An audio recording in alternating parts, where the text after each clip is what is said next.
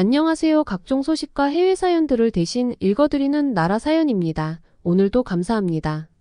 저희는 베트남에서 살고 있는 한 부부예요. 이번에 여름맞이 휴가로 여행을 계획 중이었는데 저는 한국이 가고 싶었고 제 아내는 일본을 가고 싶어 했죠. 사실 제 아내는 일본의 광팬입니다. 보통 베트남 사람들은 일본보단 한국을 더 선호하고 좋아하기 마련인데 제 아내는 저번에 일본에 여행을 다녀와 본 뒤로 일본이 너무 좋았다며 일본의 시설과 서비스는 세계 제일이라며 그렇게 칭찬했었죠. 아내의 마음을 이해 못하는 건 아니지만 저 역시도 한국을 너무나도 좋아하고 한국이 너무 훌륭한 나라임을 알기에 의견 충동이 거세졌죠. 하지만 여행을 가기 전에 기분만 나빠져봤자 서로 더 손해이고 의견이 좁혀질 생각을 안 하니 제가 먼저 제안을 했습니다. 일본을 먼저 놀러가고 그 바로 옆이 한국이니 한국도 같이 놀러가 보자고 말이죠. 제 아내는 조금 불만이 있는 듯 했지만 그래도 승낙하였고 준비를 하기로 했습니다. 아마 제 아내는 일본이 한국보다 더 뛰어나다는 걸 증명시켜 주려고 승낙한 것처럼 보였어요. 혼잣말로 아마 일본을 가보면 한국 하던 게 부끄러워질 텐데라고 말을 하는 걸 들었거든요. 여행이 정해지고 나서 짐을 싸고 비자 심사를 받기 위해 준비 중이었습니다. 베트남 사람은 한국과 일본을 관광하기 위해서는 비자 심사를 엄격하게 받아야 하거든요. 먼저 일본 대사관에 들렀습니다. 생각보다 수월하게 비자를 받을 수 있었어요. 관광 목적과 숙소의 예약 등을 확인하고 비행기표를 확인하고 비자를 받을 수 있었습니다. 그리고 한국 대사관으로 향했는데 한국으로 갈 수 있는 비자는 더 까다로웠다는 느낌이 들었습니다.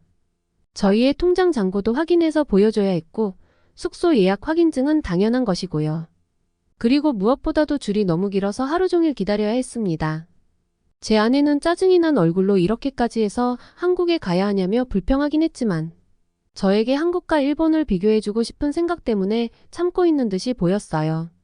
이쯤 되니 저도 슬슬 화가 나면서 여행 갈 마음이 사그라들더라고요. 하지만 모처럼의 휴가고 이미 여행 준비는 다 마쳤으니 그래도 최대한 기쁜 마음으로 가보자 하고 참았습니다. 꾸잉이 한국 대사관에 줄을 서서 일본 얘기를 주구장창 하는 것도 지겨웠지만요. 우여곡절 끝에 한국과 일본 비자를 모두 받았고 먼저 일본으로 향했습니다. 오랜만에 여행을 간다는 이유로 저는 너무나 들떠 있었습니다.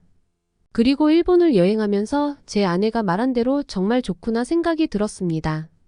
버스와 지하철을 타면서 관광을 했는데 신기한 시스템도 많았고요. 일본 버스의 요금 체계는 너무나 신기했습니다. 그냥 버스에 탄 뒤 버스에서 내리기 전 기사님 옆에 1,000엔짜리 지폐를 집어넣으면 동전으로 자동으로 바뀌어서 나옵니다. 그럼 그 동전을 다시 요금함에 잘 세서 넣으면 되었죠.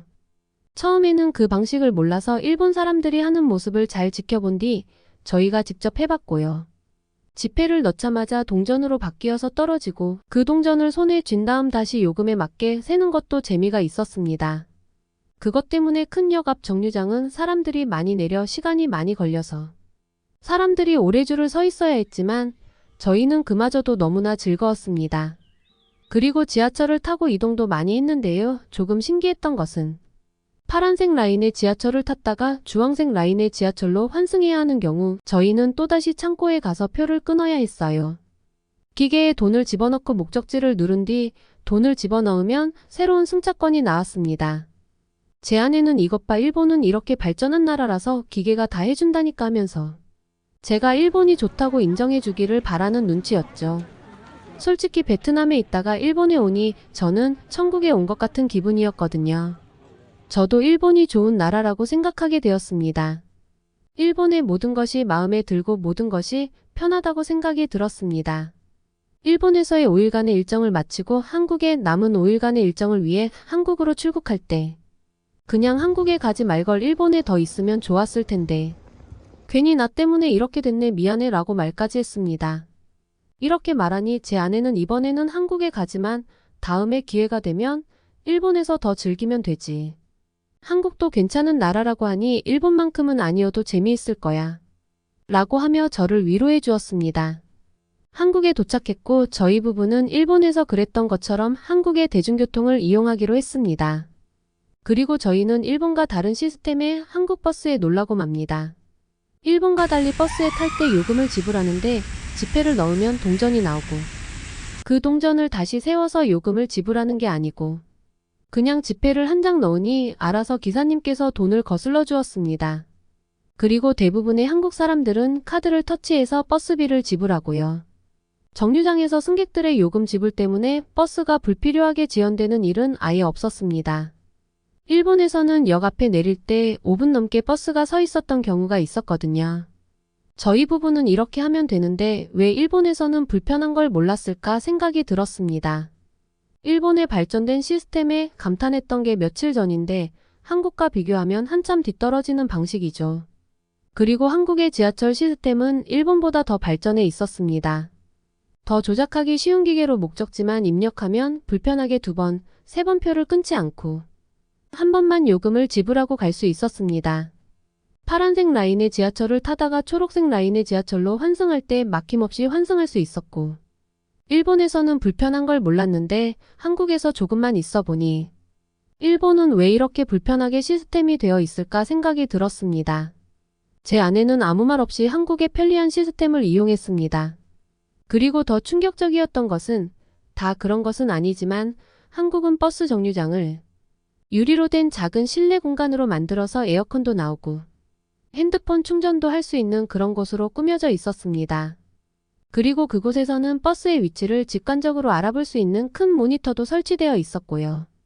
일본의 버스 정류장은 사실 베트남에 있어도 이질감이 들지 않을 만큼 너무나 평범했기 때문에 제 아내가 말했던 진짜 선진국은 일본밖에 없다는 그 말이 틀렸다는 게 증명되었습니다.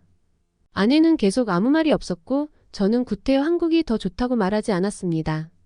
그리고 한국에서는 불편하게 현금을 들고 다니지 않아도 되었습니다. 신용카드 일장이면 한 군데도 예외 없이 모두 결제가 되었고요. 일본에서는 신용카드가 사용 가능한 곳이 거의 없어서 너무나 불편했고 현금만 취급했는데 한국은 그렇지 않았습니다. 베트남에 사니까 현금을 쓰는 게 당연하다고 생각했던 것이고 일본에서도 이상한 점을 못 느꼈는데 한국에서는 현금은 잘 사용하지 않고 카드 한 장에 모든 것이 다 가능했고 놀라운 것은 커피 한 잔을 마셔도 카드로 결제가 되었다는 거예요. 일본에서는 환전한 돈이 다 떨어져서 마스터카드 마크가 붙어있는 카페를 찾아가 커피 한 잔을 결제하려고 했더니 화냈던 일본인 사장님의 얼굴이 무서웠거든요. 하지만 한국에서는 그런 일로 얼굴을 붉히는 일이 전혀 없는 것은 물론이고 친절한 한국 사람의 온기를 느꼈어요. 사실 일본에서는 베트남 사람들이 돈을 벌러 가면 그렇게 매를 맞고 무시한다고 하는데 그게 아주 심하다고 하더군요. 그래서 그런지 노동자가 아닌 관광객임에도 불구하고 저희를 하대하는 느낌이 있었거든요. 하지만 한국에서는 저희를 손님으로 대접해 주었고 저희가 소비를 하며까지 무시를 받아야 했던 일은 없었습니다. 여러모로 제 아내는 이번 여행을 통해 느낀 점이 많았을 거예요. 저도 생각지도 못했던 일본을 경험해봤기 때문에 한국과의 차이를 아주 잘 체감할 수 있었어요. 베트남 사람 입장에서 보자면 두 나라 모두 잘 살고 좋은 시스템을 가지고 있지만 저는 당연히 한국이 더 좋은 곳이라고 말씀을 드릴 것 같네요. 여행을 마치고 온 뒤 이제는 일본 이야기를 하지 않고 있어요.